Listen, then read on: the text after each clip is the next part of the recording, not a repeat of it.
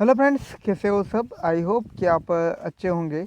और मैं विक्रम आज आपके लिए एक इम्पोर्टेंट लेकर आया हूँ और बात करते हैं पीवीएफटी मिशन 2021।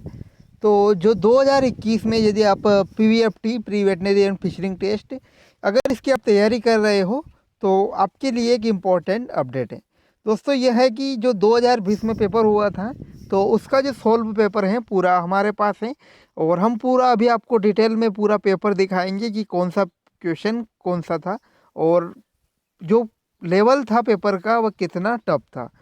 तो जो पीवीएफटी 2020 का सॉल्व पेपर हम देखेंगे तो यहाँ पर हम बताएंगे आपको सॉल्व पेपर। और दोस्तों यदि आपको किसी भी प्रकार की प्रॉब्लम हो तो यहाँ हमारे कॉन्टैक्ट नंबर है, यहाँ से आप हमें कॉन्टैक्ट कर सकते हो। आपकी जो प्रॉब्लम है उसका हम सॉल्व करने का प्रयास करेंगे। और यदि दोस्तों आप जो पेपर है इसका पीडीएफ फॉर्मेट चाहते हो तो डिस्क्रिप्शन बॉक्स में लिंक है, वहाँ जाकर आप जो है व्हाट्सएप ग्रुप ज्वाइन कर सकते हैं। वहाँ पर आपको जो है मिल जाएगा, पेपर जो है आपका मिल जाएगा। तो वीडियो को स्टार्ट करते हैं और पूरा पेपर हम देखेंगे, एनालिसिस करेंगे कौन सा क्वेश्चन टफ था कौन इजी था और क्या जो है आपकी 2021 में क्या इतना ही टफ पेपर आने वाला है, तो देखेंगे, पूरी बात करेंगे हम। और इससे वीडियो को स्टार्ट करने से पहले यदि आप चैनल पर नए हो या पहली बार विजिट कर रहे हो तो चैनल को सब्सक्राइब ज़रूर कर दीजिएगा और बेल आइकन प्रेस कर दीजिए ताकि आने वाली अपडेट को आप मिस न कर पाए। स्टार्ट करते हैं फ्रेंड्स हमारा पेपर जो है उसके बारे में।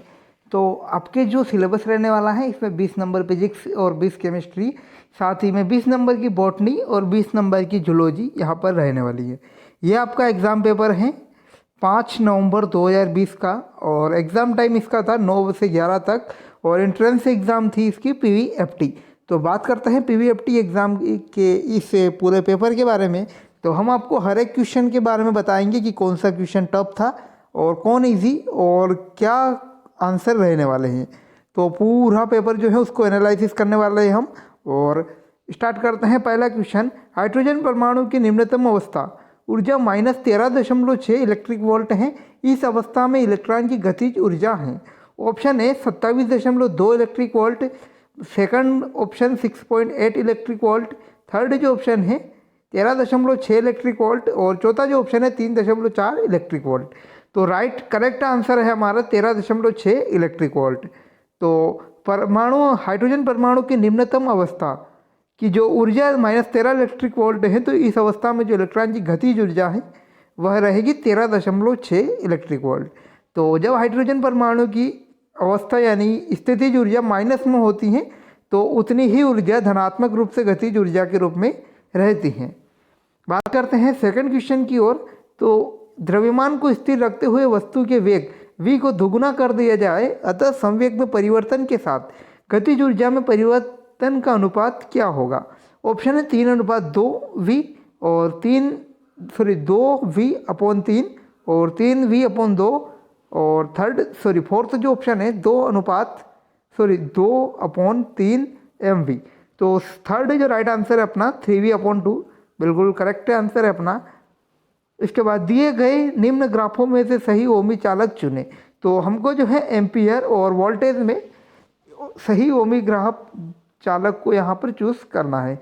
तो कौन सा वाला राइट है बताइए इनमें कि जो विद्युत और धारा और वोल्ट यानी विभव के बीच सही कौन सा है।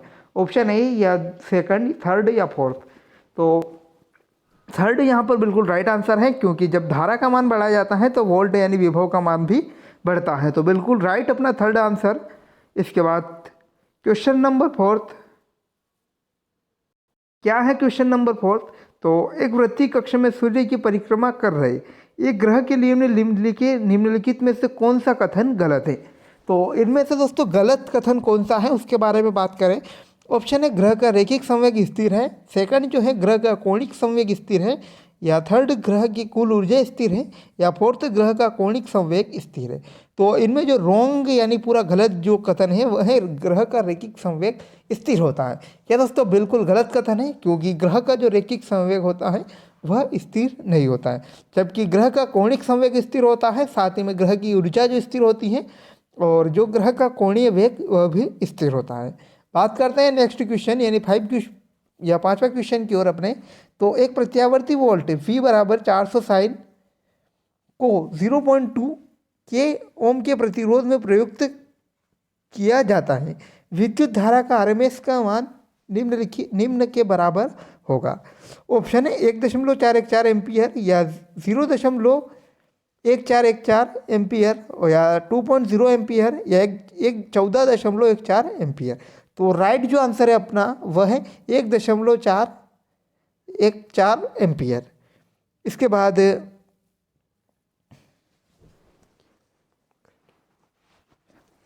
तो ये जो क्वेश्चन है दोस्तों यहाँ पर दे रखा है कि all candidates are given full credit for this question in views of technical error.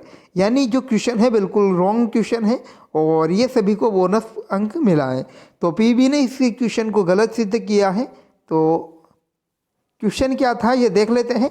निम्नलिखित में से कौन सा संबंध एक रुद्रोष्म प्रक्रम में सही है?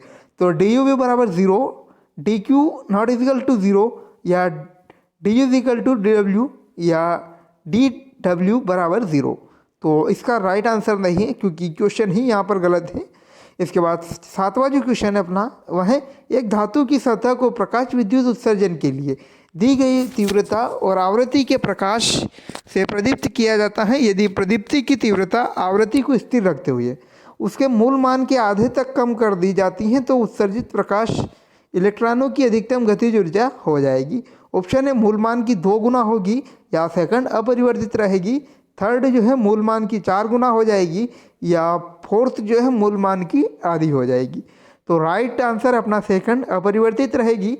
जबकि दोस्तों जब किसी धातु को प्रकाश विद्युत उत्सर्जन के लिए दी गई तीव्रता और आवृत्ति के प्रकाश से प्रदीप्त किया जाता है तो यदि प्रदीप्ति की तीव्रता आवृत्ति को स्थिर रखते हुए उसके मूल मान के आधे तक कम कर दी जाए तो उत्सर्जित प्रकाश इलेक्ट्रॉनों की जो अधिकतम गतिज ऊर्जा होती है वह अपरिवर्तित रहेगी।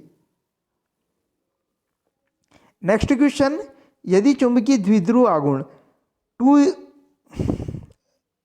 × 10⁻³ मीटर स्क्वायर की एक बहुत छोटी चुंबक को के स्थान पर पृथ्वी के चुंबकीय क्षेत्र के लंबवत उसकी अक्ष पर रखा गया। यदि चुंबक के केंद्र से 2 सेंटीमीटर दूरी और चुंबक की भूमध्य रेखा पर परिणामी क्षेत्र पृथ्वी के क्षेत्र के साथ 45 डिग्री का कोण बनाता है तो उस बिंदु पर पृथ्वी के क्षेत्र की प्रबलता क्या होगी? ऑप्शन है 2 × 10⁻⁴ टेस्ला या 0.25 × 10⁻⁴ टेस्ला या थर्ड ऑप्शन है 0.5 × 10⁻⁴ टेस्ला या फोर्थ जो ऑप्शन है 0.25 × 10⁻⁴ टेस्ला। तो राइट आंसर जो अपना है वह है बी 0.25 × 10⁻⁴ टेस्ला। इसके बाद 9वां क्वेश्चन जो हमारा है, यदि एक सूक्ष्मदर्शी को 1:3 अपवर्तनांक वाले तरल में पूर्णतः निमग्न कर दिया जाता है तो उसकी विभेदन क्षमता क्या होगी? तो इम्पोर्टेंट क्वेश्चन है दोस्तों ये। जो एक सूक्ष्मदर्शी होता है यदि उसे 1.3 अपवर्तनांक वाले जो तरल है उसमें अगर पूरी तरह डुबो दिया जाता है तो उसकी विभेदन क्षमता क्या होगी? तो उसकी विभेदन क्षमता जो है 1.3 तक बढ़ जाएगी। तो इम्पोर्टेंट है ये। जबकि ऑप्शन हमारे थे 2.6 तक घट जाएगी, 1.3 तक घट जाएगी या 2.6 तक बढ़ जाएगी। जबकि हमारा राइट जो आंसर है वह है चौथा 1.3 तक यहाँ पर बढ़ जाएगी। इसके बाद नेक्स्ट क्वेश्चन, 1:2 से संबंधित द्रव्यमान अनुपात वाली 2 वस्तुओं को एक साथ 100 मीटर की ऊंचाई से गिराया गया। शीर्ष से 20 मीटर की दूरी तय करने के बाद उससे की संबंधित गतिज ऊर्जा का अनुपात क्या होगा? ऑप्शन है 2:1 या 1:1 या 1:1 4:1 या 1:2।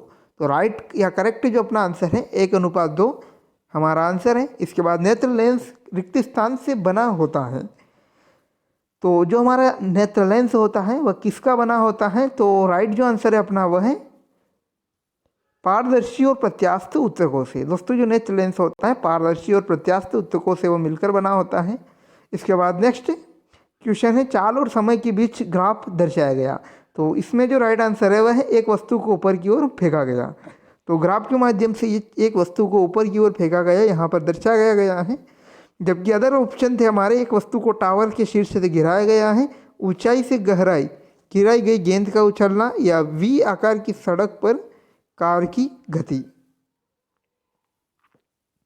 इसके बाद नेक्स्ट क्वेश्चन, द्रव्यमान कैपिटल एम और स्मॉल एम वाले दो निकाय वायु में स्थित हैं, उनके बीच की दूरी 1 मीटर है। दो निकायों के बीच गुरुत्वाकर्षण बल F है। यदि दोनों निकायों के बीच का रिक्त स्थान विशिष्ट गुरुत्व वाले तल में भर दिया जाता है तो उसका गुरुत्वाकर्षण बल क्या होगा?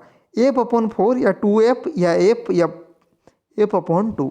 तो राइट जो करेक्ट आंसर है थर्ड F यहाँ पर आंसर है। इसके बाद नेक्स्ट क्वेश्चन, दिए गए चित्र में इनपुट तरंग के रूप में पूरे भार प्रतिरोधक R के सही आउटपुट तरंग के रूप में दीजिए। तो सी यहाँ पर राइट आंसर है। दोस्तों यदि आपको सोल्व करने में कोई प्रॉब्लम आ रही हो तो आप हमें कांटेक्ट कर सकते हैं, और साथ ही में अगर आपको पूरे पेपर की एक PDF चाहिए तो आप हमारे साथ व्हाट्सएप ग्रुप में ज्वाइन कर लीजिए, ताकि कोई भी अगर नई अपडेट भी आए तो हम आपको पहले आपको बता सकें।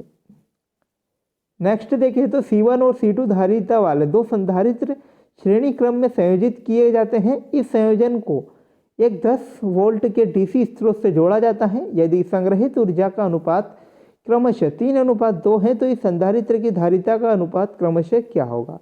तो राइट जो आंसर है 2:3, जबकि अदर जो ऑप्शन थे हमारे 3:2 या 3/2। यहाँ पर राइट जो आंसर है 2/3 राइट आंसर है अपना, तो बी ध्यान रखें। इसके बाद निम्नलिखित में से कौन सा एक परमाणु अभिक्रिया संरक्षित नहीं होता है? तो ऑप्शन है कुल आवेश, कुल नाभिकों की संख्या, या कुल ऊर्जा, या कुल द्रव्यमान। तो कुल द्रव्यमान यहाँ पर राइट आंसर है, क्योंकि परमाणु अभिक्रिया में कुल द्रव्यमान जो है संरक्षित नहीं रहता है, जबकि उसकी ऊर्जा और नाभिकों की संख्या और आवेश जो है यहाँ पर संरक्षित रहते हैं। इसके बाद न्यूटन की गति के दूसरे और तीसरे नियम में किसका संरक्षण होता है? ऑप्शन है कोणीय संवेग, गतिज ऊर्जा, स्थितिज ऊर्जा, या रेखीय संवेग। तो रेखीय संवेग का यहाँ पर संरक्षण होता है न्यूटन के द्वितीय और तृतीय नियम के अनुसार। नेक्स्ट क्वेश्चन, समान लंबाई L और भिन्न विशिष्ट ऊष्मा C1 और C2 जिसकी तापीय चालकता K1 और K2 है और अनुप्रस्थ काट क्षेत्रफल A1 और A2 है वाली दो धातु की छड़ें हैं। दोनों छड़ों के सिरे पर को T1 और दूसरे सिरे को T2 के ताप पर रखा गया है। यदि चालन के कारण उनकी ऊष्मा हानि का दर बराबर है तो निम्नलिखित में से कौन सा संबंध यहाँ पर सही है? तो भी अपना आंसर है दोस्तों। चारों ऑप्शन आपको दिखाई दे रहे होंगे, जबकि हमारा राइट जो आंसर है वह है B, K1 A1 equal to K2 A2। तो K1 A1 बराबर K2 A2 यहाँ पर बिल्कुल राइट आंसर है हमारा। इसके बाद नेक्स्ट क्वेश्चन, 50 सेंटीमीटर त्रिज्या वाले एक धात्विक खोखले गोले को एक समान विद्युत क्षेत्र में रखा गया है। एक इकाई धनात्मक आवेश को अनंतता से गोले की सतह पर लाने के लिए किया गया कार्य 10 वोल्ट है। अपने केंद्र से 25 सेंटीमीटर की दूरी पर बिंदु क्रमशः गोले के भीतर विद्युत क्षेत्र और विद्युत विभव क्या होगा? तो जो अपना राइट आंसर है वह है दोस्तों, यहाँ इसका जो विद्युत क्षेत्र है वह 0 होगा, क्योंकि गोले के भीतर जो है विद्युत क्षेत्र 0 होता है और विद्युत विभव जो है 10 वोल्ट रहेगा। इसके बाद निम्नलिखित में से कौन सा कथन बल के बारे में सही है? पहला जो ऑप्शन है हमारा, गतिशील आवेश पर कार्यरत बल अधिकतम होता है जब गति की दिशा चुंबकीय क्षेत्र के समांतर होती है। सेकंड है, गतिशील आवेश पर कार्यरत बल अधिकतम होता है जब कण की गति की दिशा चुंबकीय क्षेत्र के लंबवत होती है। और थर्ड है, जब विद्युत क्षेत्र में विश्रामावस्था पर एक आवेश पर कार्यरत बल 0 होता है। या थर्ड जो फोर्थ ऑप्शन है हमारा, एक चुंबकीय क्षेत्र में गतिशील आवेश पर कार्यरत बल 0 होता है जब कण का वेग चुंबकीय क्षेत्र के लंबवत हो। तो राइट आंसर है अपना बी, गतिशील आवेश पर कार्यरत बल अधिकतम होता है जब कण की गति की दिशा चुंबकीय क्षेत्र के लंबवत होती है। इसके बाद नेक्स्ट क्वेश्चन देखिए दोस्तों हम, तो एक द्रव्यमान M को एक स्प्रिंग से लटकाया गया है और इसके दोलन की समयावधि T है। स्प्रिंग को 3 बराबर भागों में काटा गया है। उसी द्रव्यमान को स्प्रिंग के 2 टुकड़ों में से एक से लटकाया गया है। द्रव्यमान के दोलन की नई अवधि होगी। तो ऑप्शन है 3 टेस्ला, या T/√3 या T, या √3 T। तो राइट आंसर है T अपॉन √3।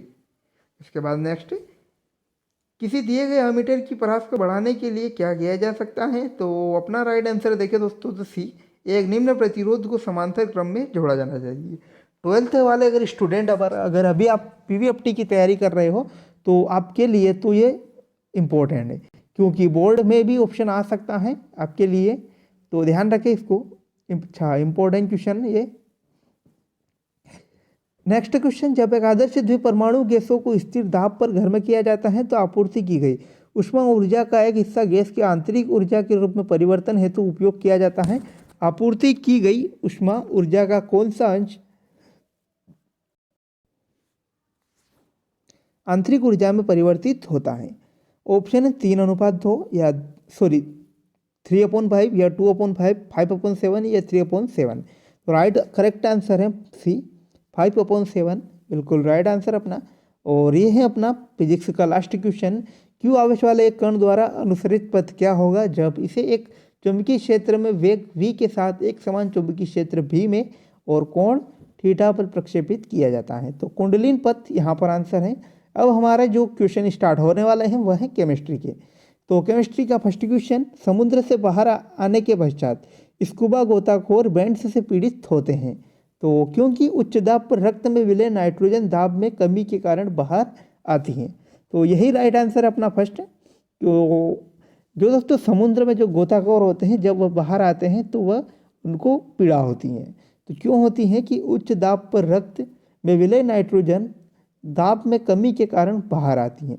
तो जब हमारे शरीर में नाइट्रोजन गैस जाती हैं तो जब हम बाहर आते हैं तो कम दाब के कारण वो नाइट्रोजन गैस शरीर से बाहर निकलती है। अब बात करते हैं दोस्तों, पहले कुछ फिजिक्स के क्वेश्चन बात कर लेते हैं, बायोलॉजी या जूलॉजी के क्वेश्चन की बात कर ले तो हम बात करते हैं जूलॉजी की। तो बड़े अचल अंडे और छोटे चल नर युग्मक का संलयन खालिस्तान कहलाता है। तो विषम युग्मता इसका आंसर है दोस्तों। यहाँ पर जूलॉजी के क्वेश्चन चल रहे हैं ये। नेक्स्ट क्वेश्चन देखिए, तो उपकला कोशिकाएं नेफ्रॉन के किस भाग में पदाणु या पोडोसाइट्स होती हैं? तो करेक्ट आंसर ए, बोमेन संपूरक। इसके बाद नेक्स्ट, निम्नलिखित में से कौन सा प्रोटीन का एक कार्य नहीं है? तो प्रोटीन का कार्य क्या नहीं है? तो यह ऊर्जा को तैयार करना। ऊर्जा का तैयार स्रोत यहाँ पर इसका उपयोग नहीं है, जबकि एंटीबॉडी बनाना और एंजाइम रासायनिक उत्प्रेरक के रूप में कार्य करना, वृद्धि और जीर्णोद्धार करना, यह एक प्रोटीन का कार्य होता है। नेक्स्ट, बलपूर्वक श्वास अवसान के बाद फेफड़े में शेष हवा की मात्रा होती है। तो शेष हवा की मात्रा क्या होती है? तो 1100 ml से 1200 ml। करेक्ट है जो आंसर है डी अपना। इसके बाद नेक्स्ट, तंबाकू की लत मुख्य रूप से निम्न की उपस्थिति के कारण लगती है। तो तंबाकू में जो दोस्तों मादक होता है निकोटीन, तो निकोटीन जो है तंबाकू में विशेष रूप से पाया जाता है और तंबाकू की लत में निकोटीन एक महत्वपूर्ण भूमिका निभाता है। इसके बाद निम्नलिखित में से कौन सा कथन मानव उद्भव के संदर्भ में असत्य है? तो असत्य कथन क्या है मानव संदर्भ में? मनुष्य के लिए पूर्वजों की एक सीधी रेखा है, तो ये असत्य है बिल्कुल। जबकि अदर ऑप्शन जो राइट आंसर है हमारे कि आदि प्राइमेट्स या नरवानर गण ने लेमर्क और टार्सियस को जन्म दिया, यह सही है। यह सोनोजेस युग के में हुआ। पहला प्राइमेट से नरवानर गण एक कीटभक्षी था। तो ये सभी राइट है, जबकि अपना जो असत्य कथन जो था हमारा, यानी क्वेश्चन का राइट आंसर और असत्य कथन जो है मनुष्य के लिए पूर्वजों की एक सीधी रेखा है। इसके बाद निम्नलिखित में से कौन सा एक प्रोकैरियोटिक है और ना ही एक यूकैरियोटिक? तो यह है HIV। HIV जो है दोस्तों न तो एक प्रोकैरियोटिक जीव है न ही एक यूकैरियोटिक, यह एक वायरस है। इसके बाद नेक्स्ट, अंडाशय ओवरी शरीर की भित्ति से जुड़ी होती हैं। ऑप्शन है अंडाशयधर या स्नायु या आंत्रयोजनी या वृषणधर। तो अंडाशय जो होता है इस अंडाशयधर से जुड़ी होती हैं। अंडाशय की भीतरी शरीर की जो अंडाशय की शरीर की भित्ति से जो इस अंडाशयधर से जुड़ी होती हैं। इसके बाद नेक्स्ट, हेल्मी होम कार्यक्रमों में सार्वजनिक स्वास्थ्य विभाग द्वारा निम्न में से बेहतरीन के लिए आरंभ किया गया। तो किफ़ायती आवास और स्वस्थ परिवेश के लिए इसे आरंभ किया गया। इसके बाद हेजा टाइफाइड मेनिंजाइटिस रोग किसका जनित है? तो कवक जनित या स्पाइरोकीटल या जीवाणु जनित या विषाणु जनित। तो हेजा टाइफाइड और मोनोजाइटिस जो है दोस्तों जीवाणु जनित एक रोग है। इसके बाद निम्नलिखित में से कौन सा भारत का सबसे पुराना संग्रहालय है? तो सालारजंग संग्रहालय हैदराबाद या भारतीय संग्रहालय कोलकाता या बिड़ला औद्योगिक और प्रौद्योगिक संस्थान कोलकाता या राष्ट्रीय संग्रहालय नई दिल्ली। तो भारतीय संग्रहालय कोलकाता जो है भारत का सबसे पुराना संग्रहालय है। इसके बाद एक एलियन डीएनए प्राप्त करने के लिए एक बैक्टीरिया कोशिका को सक्षम कैसे बनाया जाता है? तो कैल्शियम जैसा एक द्विसंयोजी धनायन का उपयोग करके या जीन गन का उपयोग करके या एक वेक्टर का उपयोग करके या माइक्रो इंजेक्शन का उपयोग करके। तो एक एलियन डीएनए प्राप्त करने के लिए एक बैक्टीरिया कोशिका को समक्ष कैसे बनाया जा सकता है? तो राइट आंसर है कैल्शियम जैसा एक द्विसंयोजी धनायन का उपयोग करके। इसके बाद नेक्स्ट क्वेश्चन अगर हम देखें तो अस्थियों और उपास्थियों के संयोजी उत्तक के रेशो की कोशिकाएं उत्तकों को शक्ति और नम्यता और लचीलापन प्रदान करती हैं। ये रिक्त स्थान का स्त्रावण भी करती हैं जो कोशिका और रेशो के मध्य संचय होता है और मैट्रिक्स के तौर पर यह काम करता है। तो रूपांतरित पॉलीसेकेराइड यहाँ पर आंसर है अपना।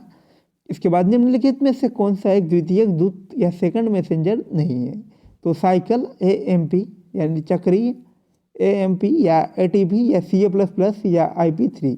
तो एटीपी यहाँ पर करेक्ट आंसर है क्योंकि एटीपी एक द्वितीयक दूत या सेकंड मैसेंजर नहीं है। इसके बाद अनुचित युग्म को पहचानी है। डार्विन का पिंसेज अनुकूलनी अभिसरण अलगाव प्रजातिकरण और उत्परिवर्तन भिन्नता और पेट्रिफिकेशन यह है जीवाश्म। तो जो अनुचित यानी बिल्कुल गलत युग्म जो है वह है डार्विन की पिंचेस और अनुकूलनी विकिरण क्योंकि इनका कहीं से कहीं तक कोई संबंध नहीं है। इसके बाद नेक्स्ट है एडीए की कमी को हल करने की सबसे उचित विधि क्या है? ऑप्शन है प्रकार्यात्मक एडी और सी डीएनए लिम्फोसाइट में प्रस्तावित किया गया है। इसे उन्हें समय समय पर रोगों को अंतरिम किया जाता है। अस्थि मज्जा का प्रत्यारोपण या एडीए उत्पादन करने वाली मज्जा कोशिकाओं से जीन अलगाव को प्रारंभिक भ्रूण अवस्था में कोशिकाओं से प्रस्तावित किया जाता है या एंजाइम प्रतिस्थापन उपचार। तो सी करेक्ट आंसर है। एडी उत्पादन करने वाली मज्जा कोशिकाओं से जीन अलगाव को प्रारंभिक भ्रूण अवस्था में कोशिकाओं में प्रस्तावित किया जाता है। तो ये बचे हुए दोस्तों क्वेश्चन है। वीर्य में शुक्राणु की अपेक्षित जीवन अवधि जो होती है 12 से 24 घंटे होती है, बिल्कुल करेक्ट आंसर अपना। इसके बाद सामान्य एंटीजन के लिए प्रतिरक्षा प्रणाली या इम्यूनिटी का एक अनुचित ओवर रिएक्शन जिसे कहा जाता है, तो एलर्जी यहाँ पर राइट आंसर। इसके बाद उप मध्य केंद्रीय गुणसूत्र या सब मेटासेंट्रिक क्रोमोसोम के होते हैं। तो सब मेटासेंट्रिक ये होते हैं एल आकार के। इसके बाद निम्नलिखित में से कौन सी मछली कृष्ण ताजे पानी की मछली नहीं है? तो सार्डाइन ये एक ताजे पानी की मछली नहीं है। इसके बाद होमिनाइड परिवार में शामिल किया गया है। दोस्तों ये क्वेश्चन ही गलत है, इसके लिए इसका कोई आंसर नहीं है। माता पिता दोनों सामान्य हैं लेकिन उसका बेटा होमोबिलिक है, तो माता पिता के एलील कैसे होंगे? तो यह है XXH और ये माता का होगा XXH और पिता का होगा XY। हम अब दोस्तों बच्चे कुछ इंपॉर्टेंट क्वेश्चन हैं तो उनको आपको बता देते हैं। सामान्य एंटीजन की प्रतिरक्षा प्रणाली का एक अनुचित ओवर रिएक्शन जिसे एलर्जी कहा गया। इसके बाद देखते हैं तो उपमध्य केंद्रीय गुणसूत्र या सब मेटा क्रोमोसोम एल प्रकार के आकार के होते हैं। इसके बाद देखते हैं नेक्स्ट क्वेश्चन, तो अनिद्रा जो सोने की अक्षमता है। इसके बाद एक विदेशी जेन डालकर बी गैलेक्टोसिडेस साइट को निष्क्रिय करने के बाद रूपांतरण ट्रांसफार्मर निम्न के कारण रंग उत्पन्न नहीं कर पाएंगे। तो बी गैलेक्टोडिसेज का निष्क्रियण करके। और जूलॉजी का लास्ट क्वेश्चन हमारा, नीचे शुक्राणुओं के निर्माण की प्रक्रिया की विभिन्न अवस्था दी गई है, इनमें से कौन सा सही अनुक्रम में है? तो थर्ड जो है स्पर्मेटोगोनिया से स्पर्मेटोसाइट, फिर स्पर्मेटिड से या फिर स्पर्मेटोजोआ। अब कुछ बॉटनी के क्वेश्चन। उस उपाय को पहचान करें जो वायु प्रदूषण को नियंत्रित करने के लिए प्रभावी नहीं है। तो मृदा अपरदन रोकने के द्वारा राइट आंसर इसका। इसके बाद सनसिनेट या डिहाइड्रोनेज की सक्रियता निम्न में से बाधित होती है, तो ये बाधित होती है मेलोनेट से। इसके बाद निम्नलिखित में से कौन सा एक विशेष प्रकार का विसरण है जब जल ठोस कोलाइड द्वारा अवशोषित होता है जिससे जिससे उसके आयतन में भारी वृद्धि होती है, तो निपान यहाँ पर आंसर है। इसके बाद तंबाकू के पौधे को मेलोइडोगाइन एग्निटा के लिए प्रतिरोधी बनाने में निम्नलिखित में से कौन सा आरएनए हस्तक्षेप में नहीं है, तो एमआरएनए रूपांतरण यहाँ पर राइट आंसर है इसका दोस्तों। इसके बाद ये क्वेश्चन गलत है, हमारा 21वां क्वेश्चन, क्योंकि क्वेश्चन ही पीबी ने गलत दिया है। इसके बाद कोलचिसन कोशिका विभाजन को पर रोध करती हैं, तो अंतराप्रावस्था, मध्य प्रावस्था या पश्चावस्था या पूर्वाप्रावस्था, तो मध्य अवस्था यहाँ पर राइट आंसर है दोस्तों। इसके बाद घृत कुमारी पौधे से प्राप्त जेल का उपयोग त्वचा देखभाल और लोशन धूप ब्लॉक्स में किया जाता है। इसके बाद देखते हैं निम्नलिखित में से कौन सी जानकारी वर्ग फियोपाइसी के बारे में सही है जो कशाब और प्लेगुला के अंतर्वंश की सामान्य संख्या प्रवृत्ति और स्थिति से संबंधित है, तो राइट आंसर 2 असमान और गौण। इसके बाद प्रोकैरियोटिक आनुवंशिक प्रणाली में शामिल है डीएनए लेकिन कोई हिस्टोन नहीं है, ये प्रोकैरियोटिक जीवों का प्रमुख लक्षण है। इसके बाद ये क्वेश्चन भी गलत है, all candidate are given full credit for this question is view of technical error, यानी ये क्वेश्चन गलत हैं दोस्तों। बहुत क्वेश्चन जो होते हैं गलत देते हैं पीएवी वाले। इसके बाद शिराओं के साथ अक्षेप्य अधिचर्म कोशिकाओं में मौजूद कुछ कोशिकाएं स्वयं को बड़े और खाली रंगहीन कोशिकाओं में बदल देती हैं जिन्हें जो है बुलिफॉर्म कोशिकाएं कहते हैं। इसके बाद नीचे दिए गए संरचनात्मक यौगिकों में निम्नलिखित में से कौन सा कार्य गलत है, तो गलत कार्य कौन सा है, तो यह है आंसर अपना सेल्यूलोज कई कवकों की कोशिका भित्ति में तथा आर्थ्रोपोडा को दृढ़ बही कंकाल में पाया जाता है। इसके बाद देखते हैं नेक्स्ट क्वेश्चन, तो यह भी क्वेश्चन गलत है हमारा कि एक पारिस्थितिक तंत्र में अगर एक हिरण को हटाते हैं तो बाकी बाघों की आबादी क्या होगी, तो क्वेश्चन ही गलत है ये। इसके बाद निम्नलिखित में से कौन सा सार उत्तकी या पेरेनकाइमस उत्तक का कार्य नहीं है, तो यांत्रिक सहारा जो है पेरेनकाइमा का कार्य नहीं है। इसके बाद कलम बांधना या पादप प्रवर्धन की वह विधि है जिसमें 2 पौधों को इस प्रकार जोड़ा जाता है कि वे बढ़कर एक पौधे के रूप में ले लेते हैं।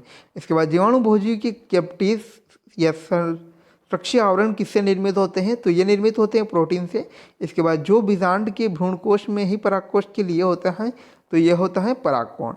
इसके बाद शर्करा का कौन सा सह कोशिका प्रविष्टि होता है जो तदुपरांत द्रव्यमान प्रवाह परिकल्पना को सक्रिय परिवहन द्वारा जीवित फ्लोएम चालनी नलिका कोशिका के भीतर जाता है, तो सुक्रोज राइट आंसर दोस्तों इसका।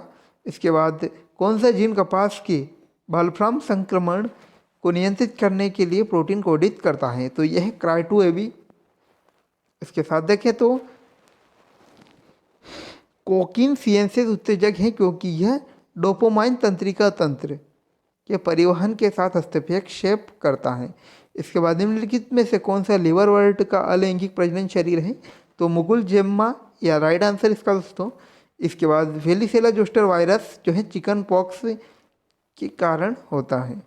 इसके बाद बेमेल को चिन्हित कीजिए, तो बेमेल जो है इनमें संयुग्मन जो कि हाइड्रा से संबंध इसका नहीं है। इसके बाद मैग्नीशियम निम्न में से घटक है क्लोरोफिल पर्णहरिम, बिल्कुल राइट आंसर अपना। इसके बाद जीन क्राई AACO का AB द्वारा कूट प्रोटीन जो है कपास बॉलवर्म और मक्का छिद्र को नियंत्रित ये करते हैं। अब केमिस्ट्री के क्वेश्चन है यहाँ पर दोस्तों, इंपॉर्टेंट क्वेश्चन आप देख लीजिए।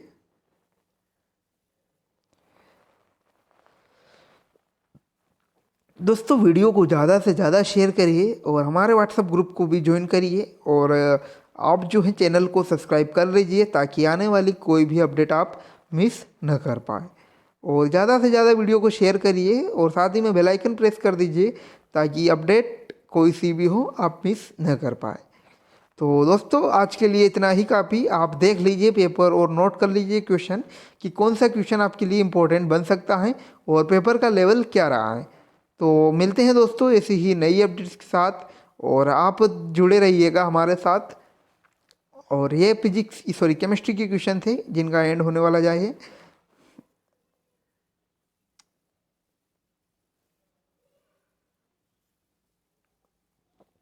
और ये PDF लेने के लिए आप व्हाट्सएप ग्रुप ज्वाइन करिए, वहाँ पर आपको मिल जाएगी।